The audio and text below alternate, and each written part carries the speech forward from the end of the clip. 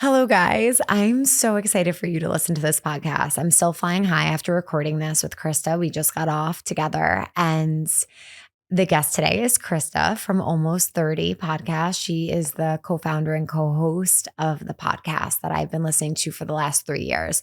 The realness this girl brings to this earth, to her podcast, to her content is everything.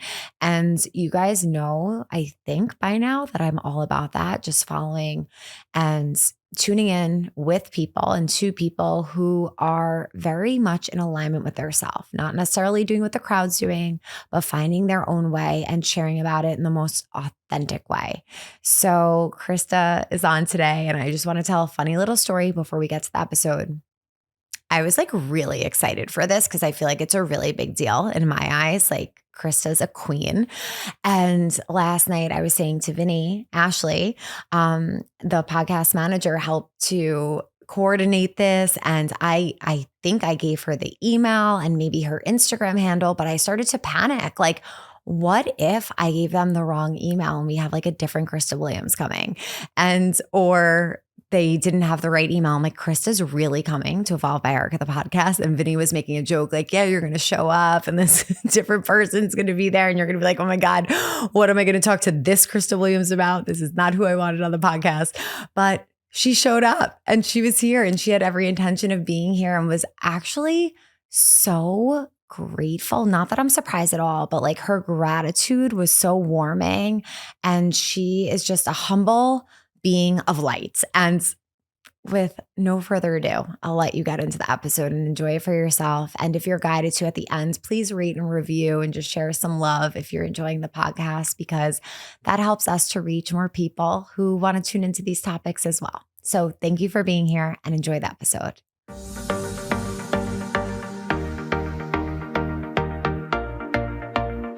Thank you for joining me and thank you for being here today. I am so excited to have you and so humbled and honored. I've been listening to your podcast since 2020.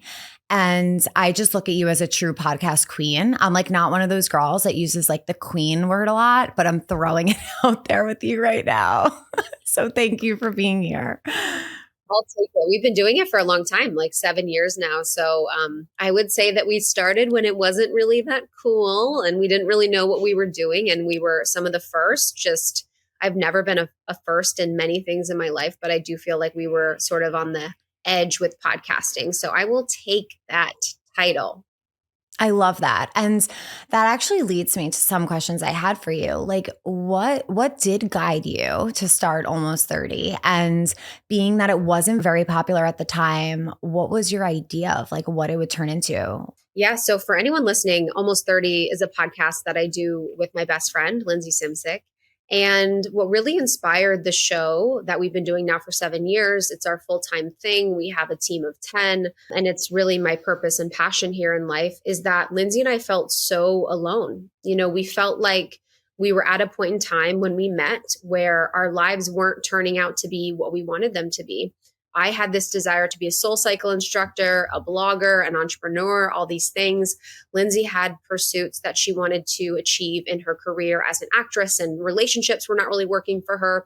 We were just in this huge transition period, and we didn't know, but we were actually in our Saturn return. So the Saturn return is this period in time in your late 20s, early 30s for some, that really helps to bring forward aspects of your life and experience for review. So what is working for you and what isn't? And sometimes this experience can be really challenging. You can feel really alone. You can have breakdowns in your relationships, your career, and your body, and it's all meant for your highest good, but during the time can be really challenging. So we felt like we were the only ones that were experiencing this upheaval or this reevaluation, and people that had a desire to feel less alone and also to create purpose in our life. So the podcast had really the biggest intention to support ourselves in our evolution, to be something that we loved to do, to be something that we could come towards and be ourselves and express. And so we started it on our closet floors. We recorded for 7 to 8 months on the closet floor before we shared anything. We had our friends call in and act like they were listeners to the show. I love it. It was hilarious and ridiculous, but we had no idea what we were doing, but we just knew that what we were doing was what we loved and we felt called to do it. So there was only the desire to serve ourselves and to be something for us that was meaningful and purposeful. And then obviously the mission expanded. But for people that I work with podcasts, I always say, like, the foundation of what you do should be in service to you and your soul first, and then secondary in service to others. Because if we don't have that foundation of serving ourselves and our soul, it won't be something that we're able to do long term. We'll probably end up stopping because we can't control how the world reacts to what we create, but we can control how our soul feels about what we're doing. I absolutely love that. And that speaks so true to me. I don't know if you know, but I was an elementary school teacher for the last 11 years of my life until I had this spiritual awakening. And through plant based and through Kundalini, I woke up to this whole new life I was living and just felt that I needed to share. And simply because it could help other people, but it fulfilled me. And being on this journey on my own, solo for the most part, it's just so nice to hear that, because it is a reminder to myself, like, okay, you just follow what does fulfill you, and you find others on the way that need to hear that message or need to hear what you're sharing. That is such a cool story. And I love, do you have anything in your chart that kind of symbolizes how, like, you were doing something that wasn't cool yet? It was ahead of the times. Is there anything in your chart that kind of shows that aspect of you? Yeah, so a few things. So if you study astrocartography, which is really looking at where planets are in your chart at the time of your birth, and astrocartography can be really supportive of people to understand places on the earth that are going to be supportive for them or hard for them or transformational for them in their lives. So I moved to Los Angeles, and Los Angeles actually crosses both my Mercury and my Pluto line. So my line of communication, which is a podcast, and then my line of death and transformation. The show is all about transformation and evolution. So that was huge for me, and coming to Los Angeles to start the show with Lindsay. And then also I have Mercury in Aquarius, which is conversation, communication, exploration. It's really that part of me that's so curious and that can hold two truths, that can look at nuances in a really beautiful way.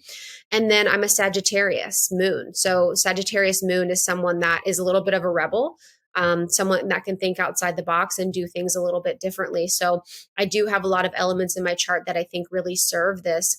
And I think it was something where podcasting really fulfilled something for me even before I started it. Or I had this desire to grow and evolve that I didn't know how to express in the life that I was living. I was working full-time jobs in the corporate world, really unhappily, and I wasn't having deep conversations in a lot of my relationships. So I felt like I could go to podcasts to fulfill that desire and need to learn and grow and evolve, and almost be surrounded by mentors and people that I really looked up to.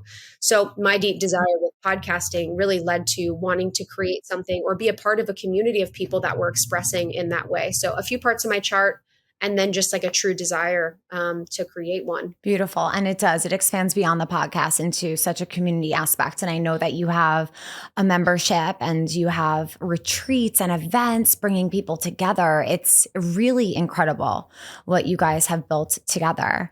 While you were on the floor recording this in your closet, did you guys have a job at the time, or did you leave your jobs and you were just pursuing this? What were you doing in those moments? Yeah, I'd love to talk about this because I know for so many people, when they have a purpose or passion to create or to express, or they find something that they really love, it can feel like that desire where you're like, I want to do this full time. I want this to be everything that I do. So when Lindsay and I first met, I had actually quit my full time job to pursue blogging full time. So I was working as a server, as a babysitter. I was working weird odds and ends jobs in Los Angeles.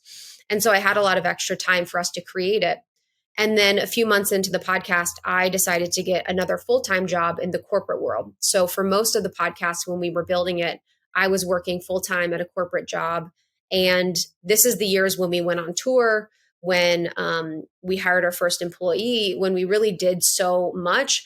And I wouldn't say it was healthy. I wouldn't say that I felt really good in my body. I wouldn't say that I felt really balanced. I wouldn't say that it was easy. And I wouldn't say that it was really sexy or glamorous or that I was calm or that I was a pleasant partner to be with or a good friend during that time. But it felt necessary for me to really focus on something and really build something while there was so much momentum around it. And I don't know if I'd do it differently. And I'm not someone that's like an advocate of hustle culture at all, or people, burning the candle at both ends or sacrificing their health or relationships for things. But I just want to paint a realistic picture that it wasn't like it is today, where I have spaciousness and balance and, a team that's working for me. It was years of not knowing if I could do this full time, not knowing if we were going to make money, not knowing if it was going to amount to anything, not knowing if, what we had could be a business, and really just continuing to work each day, after work, before work, sometimes during work, on something that we really, really loved because we loved the process of it and not because we thought it was going to get us an outcome of an escape from the job. And I think a lot of people go into their side hustles and they put this pressure on their side hustles or their passions to become their full-time jobs because they want to escape their current job. Not how it works. We can't suffocate our creations like that and force them to be something that they aren't. We need to really water and nourish them because we love them and because we love the process, not because we just love the outcome. And I'm sure you can relate to parts of this, being someone that created something so special when you were previously working in an unaligned job. It's not easy to be in that in-between process and to not know. But it's so important for our growth. It is. It really is. And I always say when people ask, like, I think it's amazing for people who could say, F this, I'm out. I have nothing, but I'm going to build it from the bottom up. That just was not me. I needed to keep my job so that I didn't energetically suffocate or strangle what I was bringing into the world, because it was a true expression of my soul. And it wasn't about money. It wasn't about bringing in, it was truly about helping people and reaching people and doing what I was passionate about. So I hear you. And I think it's important for people to hear as well, because it's amazing now that you have the time, the room, the space to breathe and feel so aligned to yourself. But there sometimes are days where it does take a lot of work and we're doing things where maybe we're not most aligned. We're not getting the rest we need. We don't have the balance, but eventually it's helping us to get there. And I think just trusting in the laws of the universe and the law of least resistance, I believe it could be both ways. I could believe in some people's path, the hustle has to happen and the hard work plays a really big part, and you reap the benefits of all that hard work. And then I also think that things can come from attraction as well. So it's really like finding that balance. When did you guys know, like, wow, this is going to be our full-time job? Like, how was that transition for you? Mm. Yeah. So because I had tried to make blogging my full-time job previously, I had no plan. I was kind of absorbing and reading the information that was like, if you love it, you need to go for it. Like, just go for it. Just go for it. If you want to do it, you need to make it your full-time focus.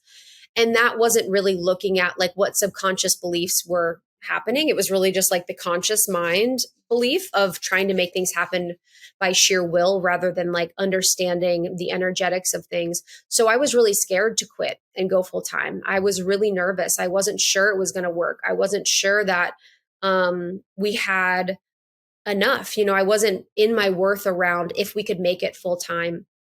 So our journey to figuring out to quit, took a long time. And I eventually ended up quitting before Lindsay.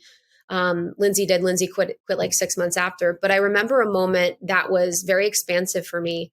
And we got asked to speak at an event in Los Angeles.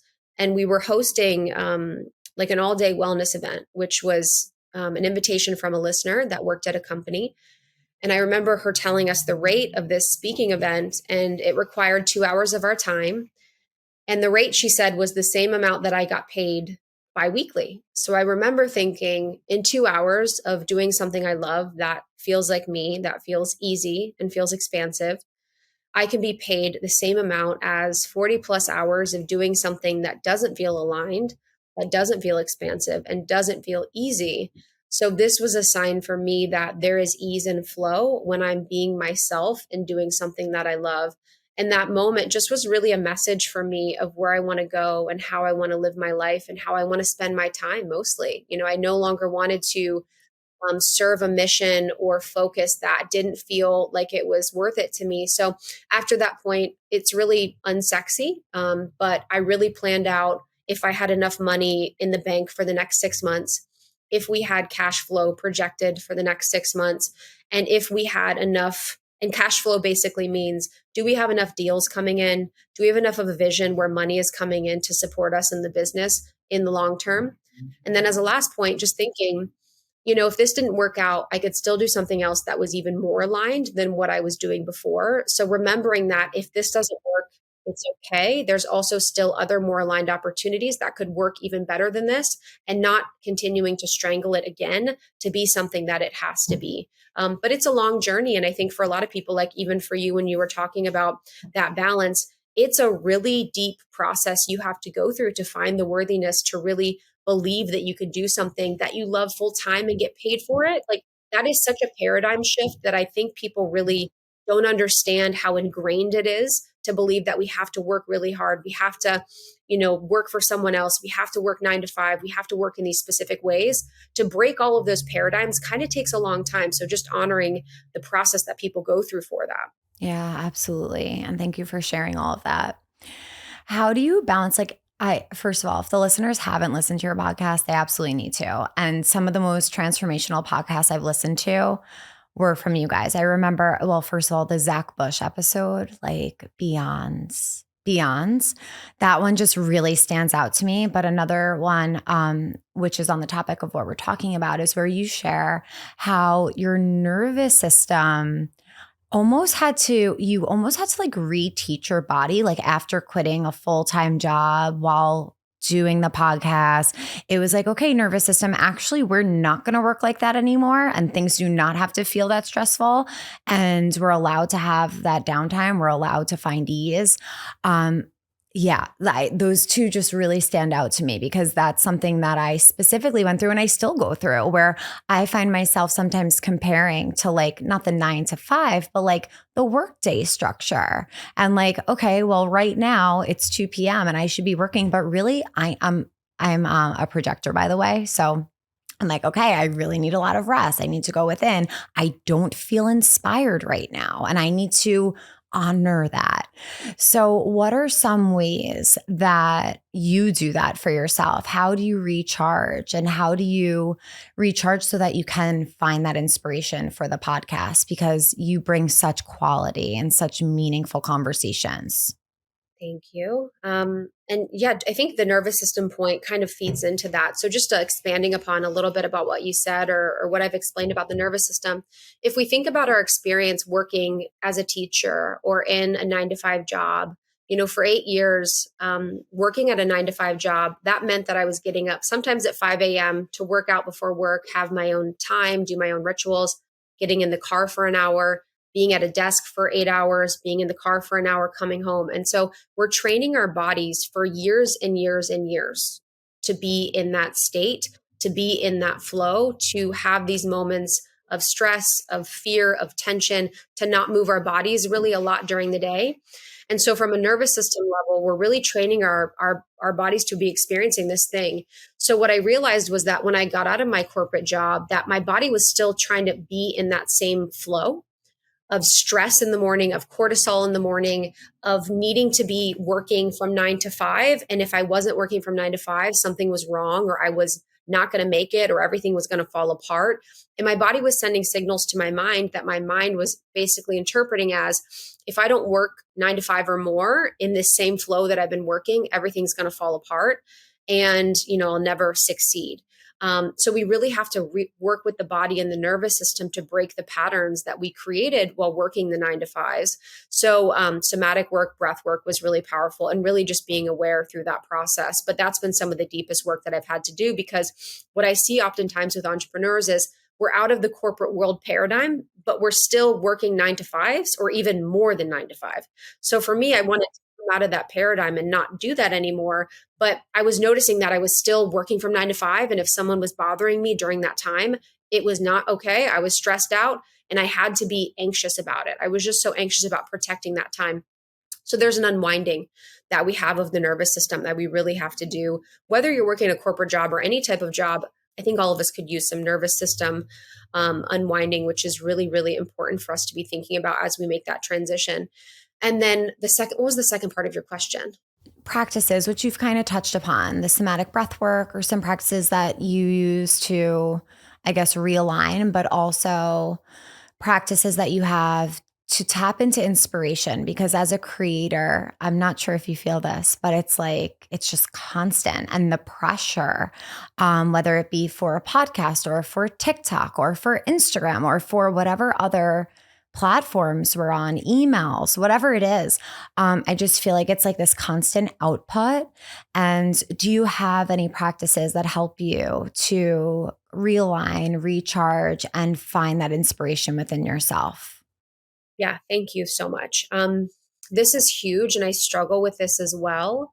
And for me, I wanted to sort of take that feeling where I was giving the black mirror, my phone, all of my life force energy and all of my chi and all of what I had. And I think that's what's so dangerous about social media is that things like TikTok or things like Instagram, it is bottomless. You could create a story, a reel, a post, a tweet, a Snapchat, a whatever, until the cows come home, until you perish. You could continue to do that and it would still never end. The trends would never end, everything would never end. So I've taken sort of that back, that feeling of energy back to me, and where I'm now more focused on getting that life force energy and that reciprocal energy in my relationships and in my friendships. And so that means, first of all, loving myself enough to believe that I'm worthy of deep, meaningful relationships and love, and doing the self work to be able to receive. And I think in this year, I've learned to receive more than ever. And that is what fills me up, in addition to having a relationship with Source, with God, the creator, goddess, whatever feels really good for you. That is my ultimate sustainer. That is my ultimate source for energy, for life force, for chi. And when I look at other sources outside of it, that is when I find myself depleted. When I'm looking at another person to be my life force, when I'm looking at Instagram to be my life force, or my job to be my life force, or, a friend to be my life force, it's never going to sustain me in the way that a relationship with the creator or God or source or goddess is going to sustain me. So I look for that first. And then as far as inspiration, I think we all know this, but not being active on social media and looking at everyone else's lives and blueprints is the best way to find inspiration. And Carl Jung is a really powerful part of my experience in life. And Carl Jung talks about if the path in front of you is clear, then you're following someone else's blueprint. And I think for a lot of us, if we are change makers, if we are pattern breakers, if we are, these iconic beings that are here to create and bring new things into the world, it may seem funky and it may seem out of the blue and it may seem different. And it may seem weird, but that means it's right. Because I think so many people try and follow other people's blueprints on social media.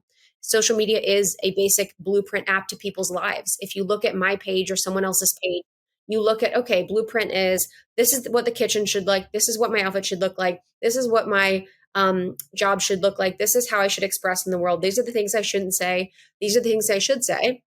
And then we apply it to our lives because we think it's going to make us happy, or we think it's going to make us feel whole because this person we saw feels happy and whole.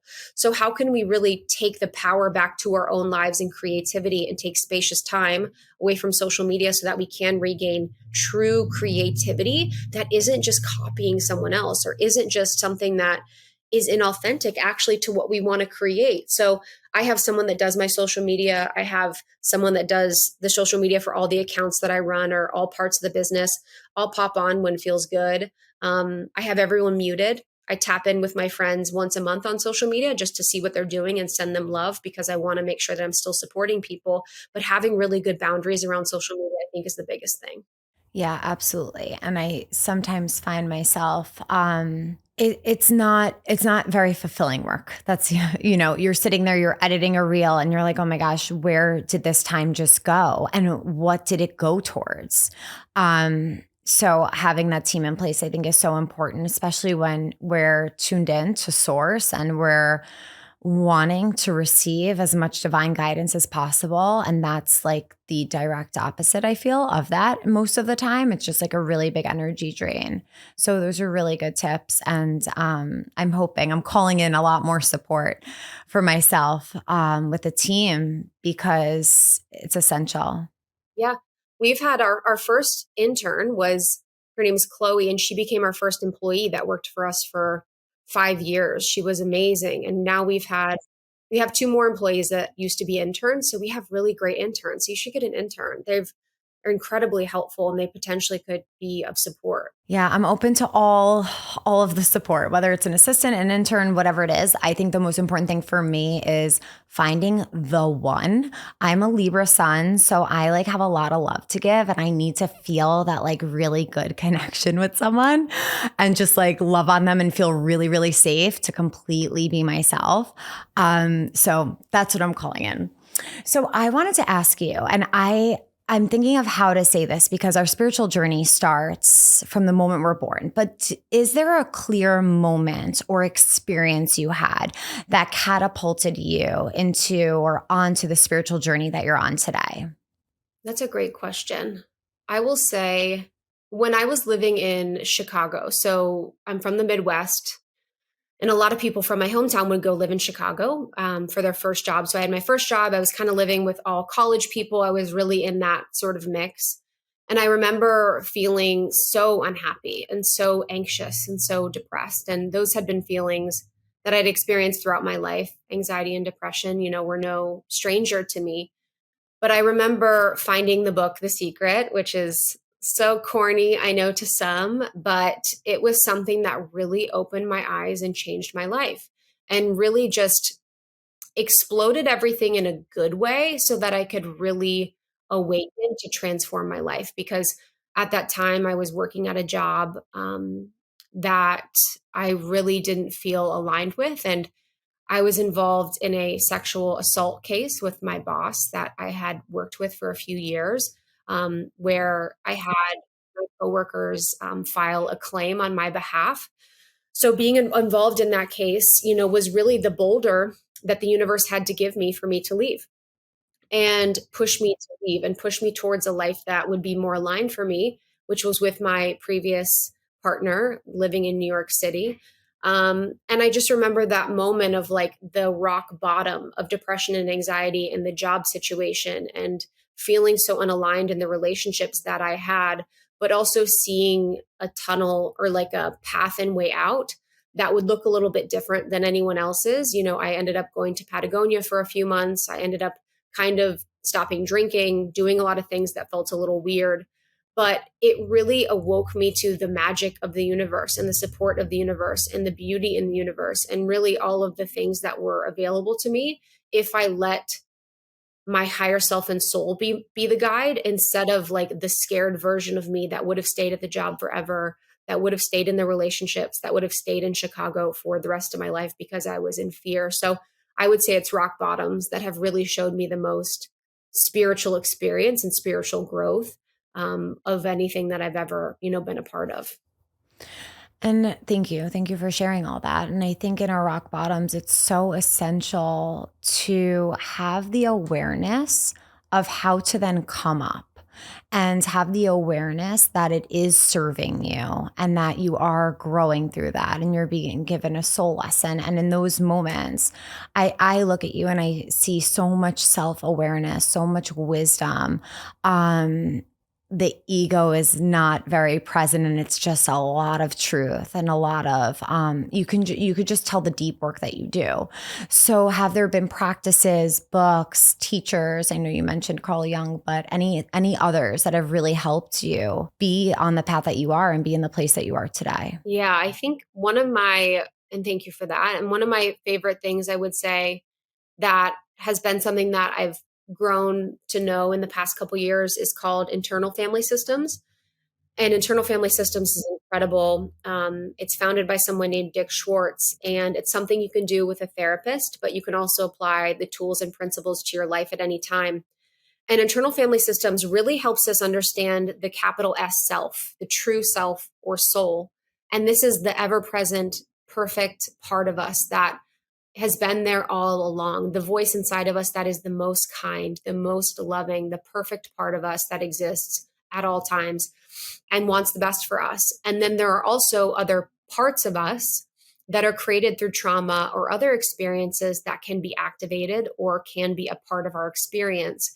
And so when we realize that when we're triggered or when we're mad or when we're anxious or when we're jealous or when we're experiencing the multitude of these feelings, that it's not actually us, it's something that we're experiencing. And this is also part of like Buddhist principles or EFT tapping. It kind of all touches that. But the feelings and experiences that we're having are not actually us. It's just something that we're experiencing. So being able for me to unblend the times where I'm feeling overwhelmed or anxious or jealous or depressed or whatever it is from the true me, and knowing that I have access to the true me has been so helpful so that I could meet all parts of me, get to know them, love them, understand them, and integrate them. So, as an example, I'm someone that struggled a lot with my body and the relationship I have to my body and food. And that is because there was a part of me that was created through trauma that believes that I have to control food to be loved. That's not the real soul me. The soul me doesn't want me to be on diets. The soul me doesn't want to be counting calories. The soul me doesn't want to be controlling my food. The soul me wants to live and experience a nourished life. But there's a part of me that is controlling and wants to make sure that if I don't eat a lot, that I'll look a certain way and then receive love. So getting to know that controlling part of me and loving her because she was created to protect me. She saw and thought that if I ate too much, then I wouldn't be loved. Or if I looked a certain way, then I'd be abandoned. And so how can I really get to know and love her as part of my experience so that I can integrate her and become more of the whole me? So it's about loving all parts, because I think when we talk about self-love and self-care and self-awareness, where do we start? What do people mean? It's like, what do you mean? There's so many different sides of me. I'm different with this person than I am with this person. And I've changed so much. And my sun sign is that, you know what I mean? There's so many different ways that we can understand ourselves. So to really believe and understand that we have that soul as the guide, and then the rest of these experiences become parts, has been really, really helpful. And then I would say, secondly, therapy. Therapy's been incredibly helpful for me, just really being self-aware, because I can have as much self-awareness as I can, but what's in my shadow, I can't see. The shadow is a shadow for a reason. So being able to really work on and see and get to know my shadow in a way that feels safe has been so powerful. So I can't say enough good things about therapy. Beautiful. Thank you. I love that anything in your shadow you can't see. I actually have never heard that before. I'm not sure if you just created that. But yeah, it's so true. It's really true. And the awareness is such an important part of the growth, because if we're not aware, we can't change it. And having these tools and these mediums to get there is so important. Do you have a daily ritual practice that you do? Do you have a morning routine? Yes, I do. I'm sure you do too. I would love to hear yours after I say. Sure. So my morning rituals is, I went through a period where I had to be very strict and disciplined about it. I think there are seasons of our life that we need to be mindful of. Sometimes we need discipline. Sometimes we need ritual. Sometimes we need freedom. Sometimes we need to just let ourselves sleep in. So really being attuned to what you need is important. But right now, my morning routine, I get up around 5. My cats wake me up at 5 a.m., it is what it is. And right when I get up, I'm usually laying in bed and just having gratitude, as much as I can in my body and my experience. I'll call all my energy back because I'm someone that's a Pisces. So I'm a dreamer. I will be Happy having belated crazy birthday, dreams. by the way. Thank Happy you. belated. Pisces season. Thank you. So I'll dream a lot. So in my dreams, my soul's kind of traveling all over. So I'll call my energy back to my body in a clean and clear way. So I will do that. And then I will oil pull, which feels really nice. I will tongue scrape. I will do the rebounder, which is a mini trampoline I have in my bedroom. And I'll just kind of shake out my body and move some lymph around, just move my body in a way that feels free and feels good. And then I will usually read A Course in Miracles, which is one of my favorite texts and books. and I will meditate by myself in silence. I will do EFT tapping if it feels necessary, and I'll just kind of freestyle what feels present for me. And then after that, I'll usually have like a oatmeal breakfast, like a protein packed oatmeal breakfast. I eat really early. I usually eat at like 6:30 in the morning because I'm starving at that point. And after I have a really nourishing breakfast, I can kind of do whatever feels good for my day. But I try and get all my rituals and self care and growth practices in the morning when I'm impressionable from that dream state, and I can really kind of work with what's present. Totally. Oh my goodness. I love all of that you shared. I find myself calling back my energy as well. I don't do that as a ritual every day. It's more, and it may be a little too late by the time I'm getting to it, to be honest. I should probably do it daily. But when I finally feel that like depletion, like where is all my energy? I started to integrate that and it's wonderful. So I try to wake up every morning before the sunrise and I sit by my window. It's like these two doors that just look up at the sky. I feel most connected in nature. So I just like need to be looking out a window. And I tune in with the Adi mantra, Om Namo Gurdev Namo. It brings me so much peace and so much connectedness. And then from there, breathwork has truly changed and saved my life. So I always incorporate the breath. It grounds the crap out of me. I am such an air sign and I need to work that energy through with prana and it just helps to ground me. And lately, what I've been loving so much is chanting. So I've been chanting long echo cars in the morning. Have you practiced that? Remind me what that is.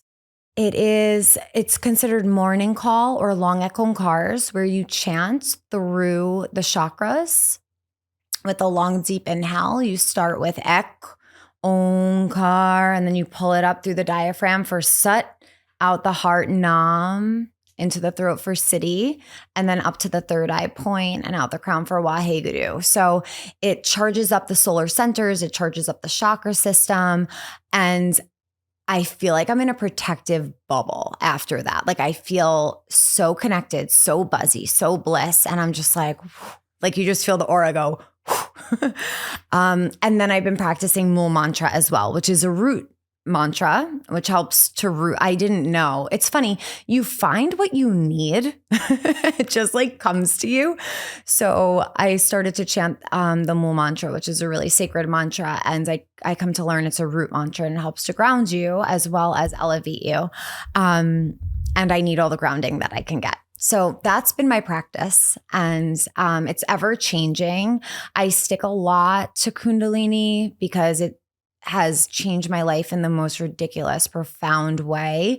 But I think what you mentioned is so important. And I remind myself of this too, because being that Kundalini has changed my life dramatically. And now I teach it and I encourage others to practice it every morning. If I feel like my practice is slacking or if I only did 10 minutes, I'm like, how could you do that? You're providing some meditations that are up to 40 minutes and you're doing the shorter ones that maybe some beginners are doing, but it's not this linear process. And we so tend to look at it that way. And it's just, giving your body what you need and tuning into yourself. And as much as sometimes I need the heavy duty breath work, other times I can't do any breath work and I just need mantras. So I love that point, and I know the audience will love it too, because this is a very meditation focused audience. And I think we all just need to be really kind and listen to our intuition always on how we go about every practice or ritual. Yeah. And that's the ego versus the soul, because the ego is the one that's like, oh my gosh, you're not meditating for 40 minutes every day.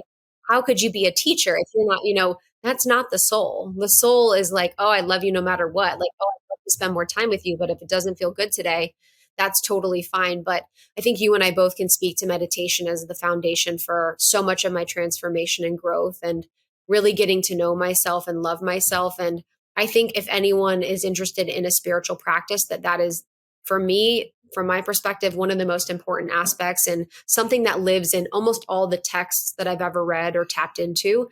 Finding a meditation space and practice will be the thing that connects you to yourself and your magic and your source and the earth and just everything that's really good and real about the world. Yeah. And it's just about finding that practice that works for you. And I talk all about the practice I teach, but I'm so excited for everyone and anyone to just find their practice, whether it's what I share, whether it's not what I share. It's just about finding what can help you get to that state, because once you're there, it's just bliss exists and it's within you, and you can create that and get to that space. I believe you went on a retreat where you stayed in darkness for a while. Am I right? Yes, you're right. Yep. I did a darkness retreat. So, Can you share a little bit about that? yeah. So darkness retreat, I did it in Oregon. It was 4 days or it was 4 nights and 3 days in absolute dark in a cave in the middle of nowhere, with no one around, no devices, no light, in a small room that has a bathroom and a bath and a bed. And my intention for going in was to find and feel my true essence and to grieve a relationship that was ending for me. So when I heard about a friend, Aubrey Marcus, doing the darkness retreat, I said to God, I said, if this is meant for me, please make it easy. And the next day, the founder of the darkness retreat that I went to, called Sky Cave Retreats, Scott, emailed me and said, we'd love to have you out. Would you want to come? And so I said, okay, if it's easy and God wants me to do it and be there, I'm willing. And before I went into the darkness, there were a lot of thoughts around what would happen. I had a thought that I would go insane. I had a thought that I would like scratch my eyes out. I'm like, what will happen when you're in pitch black? Like, it is a very feral feeling to feel like you're trapped. And I'm someone that's incredibly claustrophobic. I love freedom. I move a lot. I talk a lot. I'm very extroverted. I rely on people. I love my work. I'm all of these things.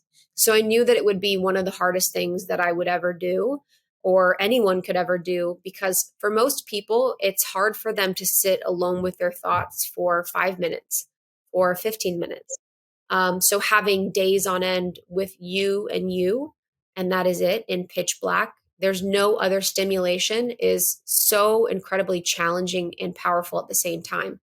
So the reason why I wanted to tap into my true essence is because I'm someone that's incredibly empathic and psychic and very in reaction to my environment and the other people. So in any experience, even if I'm spending a quiet day at home, I'm in reaction to the weather, to the temperature, to my house, to what's happening on my phone, to my cats, to everything in life that sort of comes up.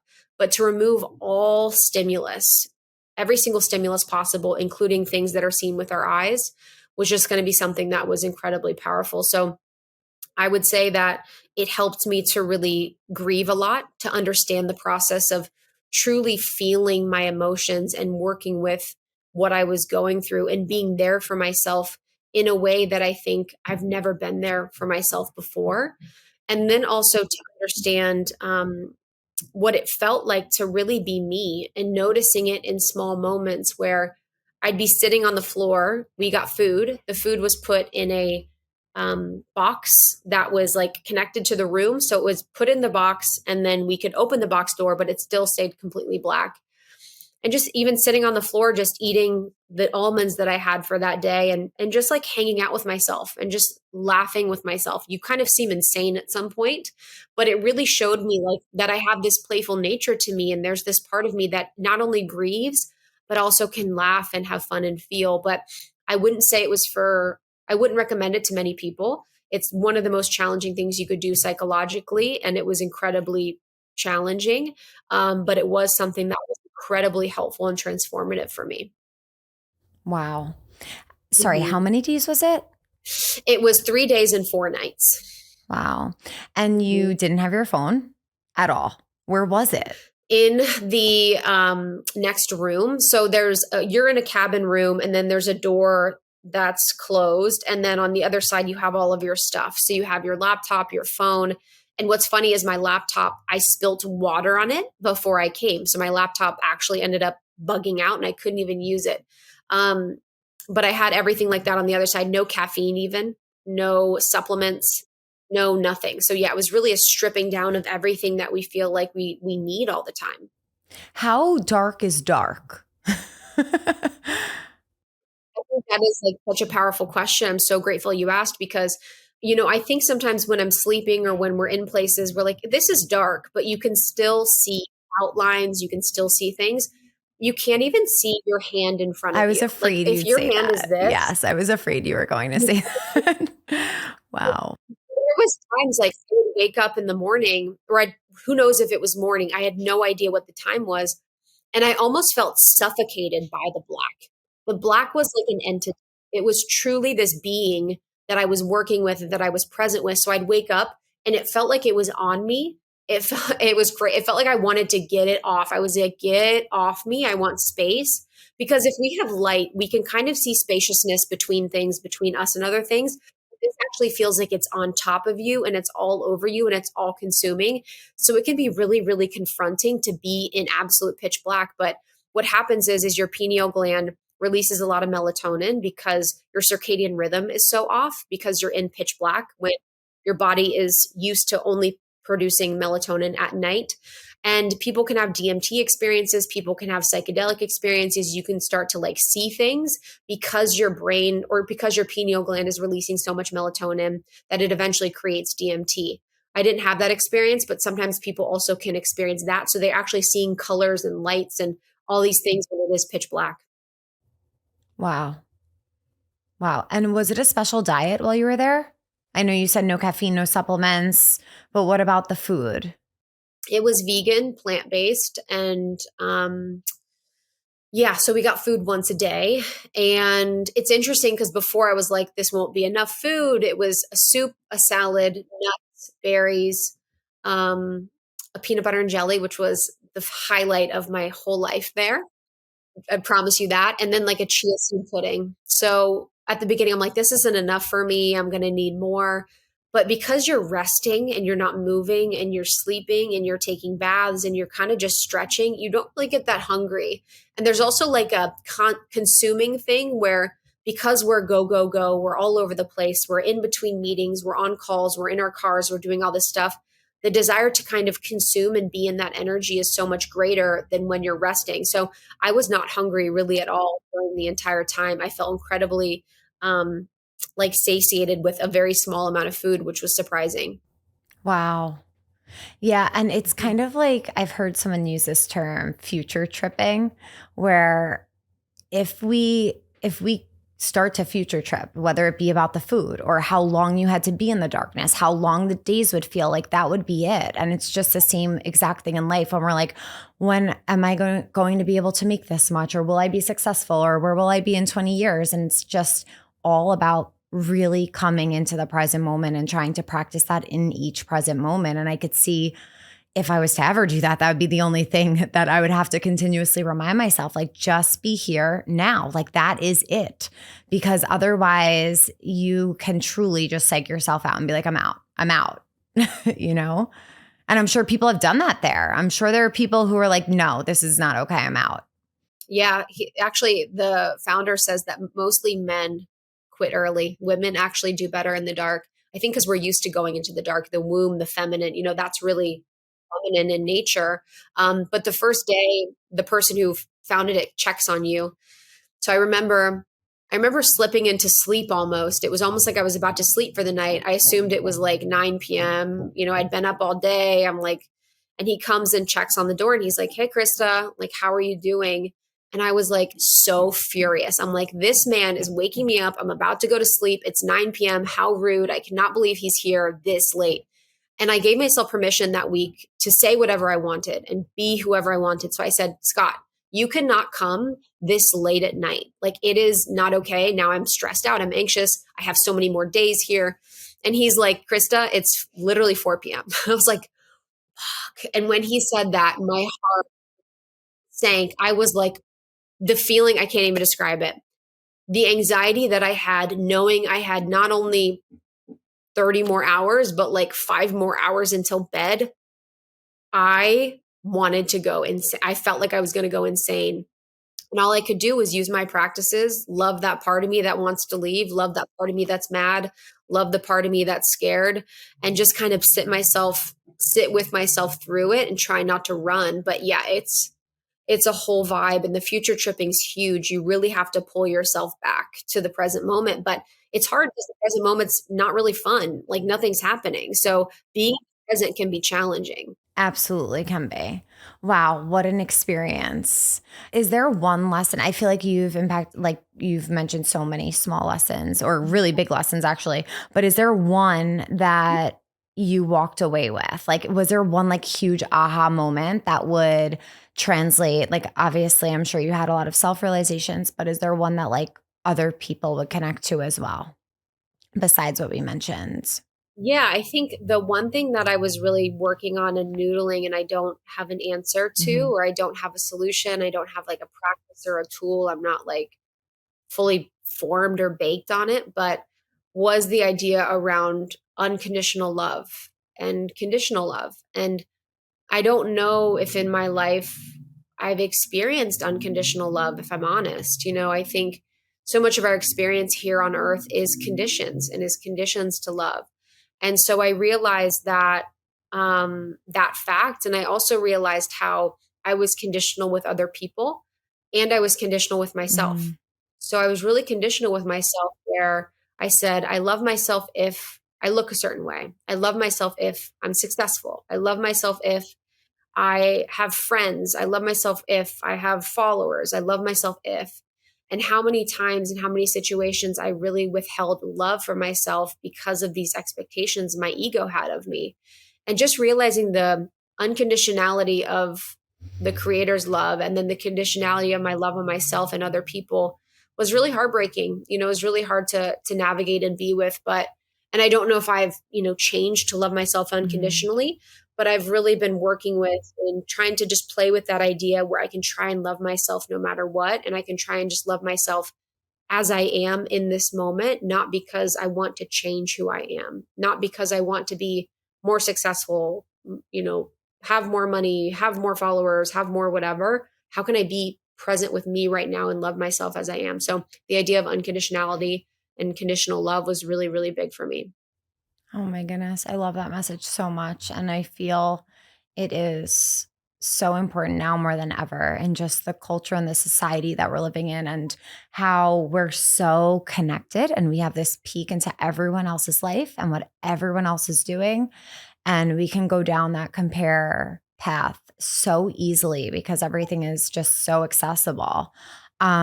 But it felt so good as you were saying that to just say, like, I love every part of me. Yes. No matter if I reach my goals or not, that's not what it's about. And it's just honoring myself in the here and now and every version of her. So thank you. Thank you so much for that. I think it's really beautiful to not only have the visions we hold for ourselves, but also to be like, I love this version that's on her way to that. The person that's here in this moment. Like, because we focus so much on the future. We're like, I want to be this person. I want to be doing this thing. I want to be living this life. And it's like, we really just forget about the person that's existing here and now. And how can we love every single version in the process? And that can really prevent us from also doing work in the future where we're kind of having to go back in time and love the version of us that exists today. Where if we loved this version now in the moment, it would make things so much better for our lives and for our experience. So yeah, it's a huge one. It's a huge one. And it's not like one that I have down.